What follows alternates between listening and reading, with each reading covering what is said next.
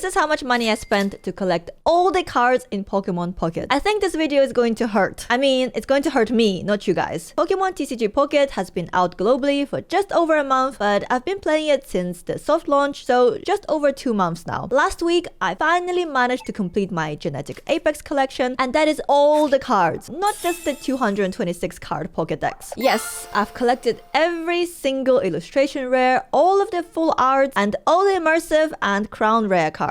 Today, I'm going to show you what the total damage was. That is, how much it cost me to get the full collection, and also what you get for completing the Genetic Apex set. If you're new to my channel or haven't seen any of my live streams, I want to warn you, the number is going to be high. I love opening packs, and I pretty much max spend Pokegold at the beginning of every stream to open packs. I know this is probably quite a controversial video to make because, you know, money is involved and a lot of people like to judge other people on how they spend their money, but I wanted to make the video to show people who are considering chasing a complete collection how much it actually costs for someone with an average luck. Some people might disagree that my luck is average. I did manage to pull 14 immersive Pikachus after all, but after opening over 1,700 packs, I still haven't opened a single God pack. Yes, the chances are 1 in 2,000, so I'm still below the average, but I think social media has skewed my perception of how easy it is to open a God pack. You see everyone posting screenshots of God packs, and also people leaving me YouTube comments saying that their first ever pack was a God pack, and end up thinking that you can do it too. Well, it turns out I cannot. And to be honest, at this point, I wouldn't want to open a God pack because I have all the cards already. I want to save my God pack luck for the new mini set. Going back to this video being controversial, I'm fully prepared to see some nasty comments, but I still wanted to make the video. Maybe it'll even discourage people from overspending themselves once they see how much it actually costs to get all the cards from just this one set. It's also different for me because as a content creator, I can claim the money I spend on the game as a tax expense. It doesn't mean that it costs me nothing to spend money in game. It just means that I can offset the expense against my total earnings and pay a little less tax. Okay, so let's go over how much it cost me to complete the base Pokedex. That is 226 base cards, not including any promo cards or cosmetic cards. It took me 3 days of full spending to complete the basic Pokedex and also get Mew. You get Mew for completing the Kanto Pokedex. You don't have to get all 226 cards for it. I did have to buy Jolteon and Nidoqueen with pack points to be able to do it, but they were 150 pack points each, not outrageously expensive like the EX cards. At this point, I still had no idea what I was doing, so I spent 1,000 pack points buying 2 Blastoise EX to play Raven's so-called good deck. Needless to say, it was not worth it, and I deeply regret my decisions made on that day. By that point, I had spent 239 pounds and 37p, which is around 303 US dollars. I've actually had people asking me in the comments what pounds were. Pounds or sterling is the currency of the United Kingdom. Here, you can use it to pay for the bus or buy fish and chips,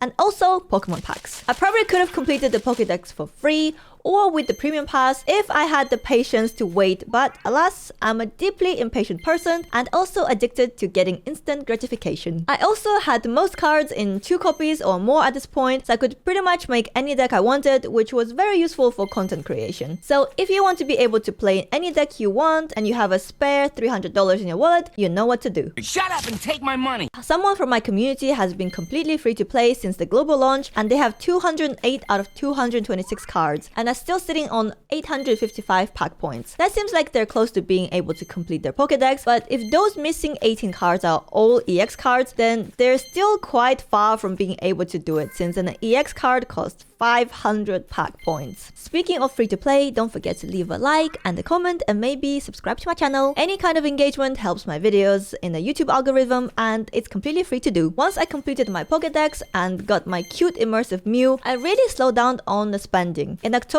I only spent money on the premium pass and no Pokegold at all. But once global launch happened, I was like I was possessed by the spirit of Carrie Bradshaw, but instead of shoes, it was Pokemon packs. I wanted to make a video opening 500 Pokemon packs, so for 4 to 5 consecutive streams, I was spending the maximum amount of gold at the beginning of every stream just to open packs. Most people probably know already, but there's a limit of 720 Poke Gold per day that you can spend on packs. I'm not sure why there's a restriction. Someone in the comments said that the gacha games are required to have a spending cap in Japan, but others say it's not true. If you know for sure, let me know in the comments below. If there were no spending cap, I probably would have completed my collection way earlier. Honestly, maybe that's why there is a spending cap, so you can't just get everything in one day and get bored of the game. Fast forward to around November 23rd, and I was only missing about 5 full art cards. I think it was Starmie EX from the Charizard packs, Rainbow Border Articuno from the Mewtwo packs, and 4 full art cards from Pikachu packs. So it's 6 cards in total. I was actually super lucky to open half of these full art cards from packs. I didn't realize this at first, but the chances of opening an individual 2-star card is actually lower than opening an immersive. Like for example, for your 5th card in every pack, you have a 0.888% chance of opening an immersive card, but only 0.222% chance of opening, say, Gengar full art card. So the fact that I managed to open the Rainbow Border Wigglytuff EX, Blastoise EX full art, and Starmie EX full art cards is actually incredible. I did get very lucky there because if I hadn't opened them, I probably would have had to spend more money opening more packs in order to buy them with pack points. My last missing card was Articuno EX Rainbow Border from Mewtwo packs, and I did try to open it by opening around 120 packs on my last day of max spending, but unfortunately I didn't get it, so I had to use my pack points to buy it. But I finally did it on December 1st, almost exactly 1 month after the game was launched globally. I managed to complete the entire Genetic Apex set, and can you guess what the game offered as a reward? You get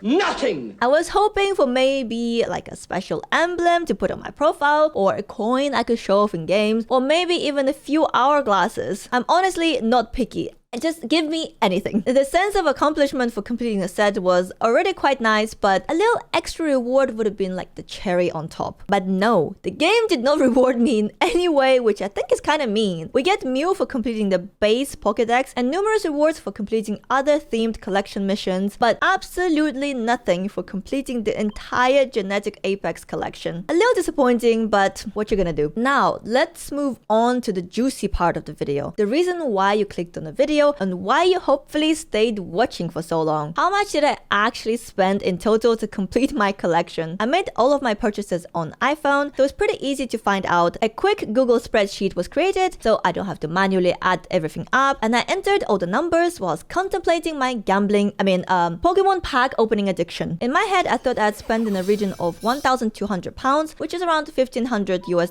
but the total ended up being £822 and 32p, which is around $1,044.